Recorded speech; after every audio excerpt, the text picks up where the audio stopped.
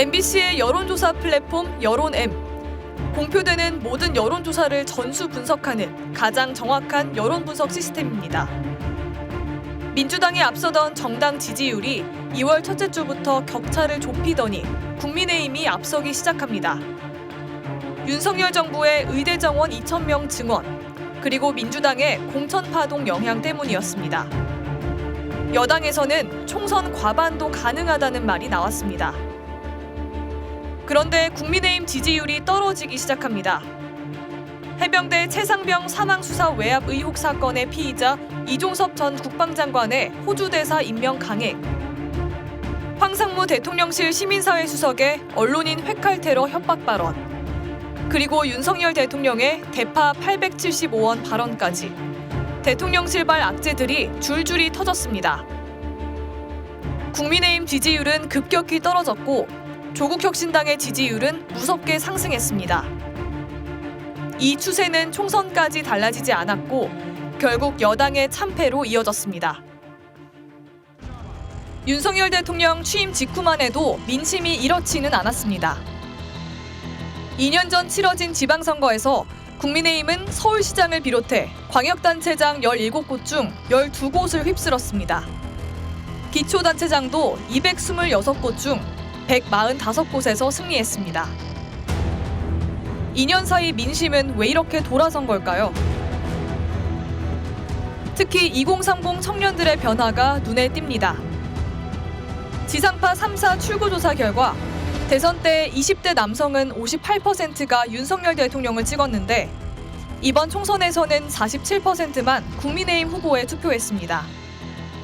10%포인트 넘게 줄었습니다.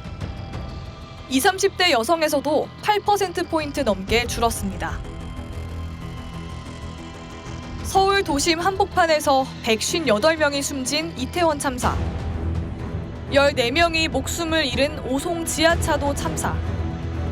그때마다 청년 세대에서는 무정부 상태, 각자 도생이라는 말이 유행처럼 번졌습니다. 국어 문제부터 시작해서 사실 대학생들이 쉽게 겪을 수 있는 여러 문제들이 있는데 그런 문제들에서 정치가 제대로 일을 하지 않으니 결국 청년들이 죽는구나라는 걸 느끼면서 국회가 꼭 견제나 어떤 발목 잡기를 하지 않았어도 정부가 할 수 있는 일들, 정부가 했어야 되는 일들, 예를 들면 이태원 참사 같은 것을 막는 것, 네, 그리고 그 참사가 발생한 이후에 대응하는 것, 또 그것에 대해서 어떤 잘못이 있었는지를 확인하고 또 재발 방지하는 것, 그다음에 잼버리 사태 같은 이제 그건 순전히 행정부가 이제 했어야 되는 일들이죠. 야당이 발목을 잡아서 국회가 발목을 잡아서 정부가 일을 제대로 못했다라고 얘기하기에는 설득력이 없는 부분이 너무 많았던 거죠. 지난 1년 동안 윤석열 대통령에 대한 부정평가가 언제 상승했는지 살펴봤습니다. 작년 7월 1주에서 2주 사이 김건희 여사 일가의 서울 양평고속도로 특혜 논란이 불거진 때입니다. 작년 9월 해병대 최상병 사건을 수사한 박정훈 대령이 오히려 피의자로 구속 위기에 처하고 대통령실 개입 의혹이 불거진 뒤입니다. 올해 1월 김건희 여사 주가 조작 의혹 특검법에 대해 윤석열 대통령이 거부권을 행사한 때입니다. 그리고 2월 말에서 3월 말 사이 R&D 예산 삭감에 항의하는 카이스트 졸업생 입틀막 사건이 터지고 이종섭 전 장관이 호주 대사로 임명된 때였습니다. 그리고 총선 직전 정권 심판론에 결정적으로 불을 붙인 대파 발언이 나왔습니다. 저도 시장을 많이 봐봐서 대파 875원이면 합리적인 가격이라고 생각합니다.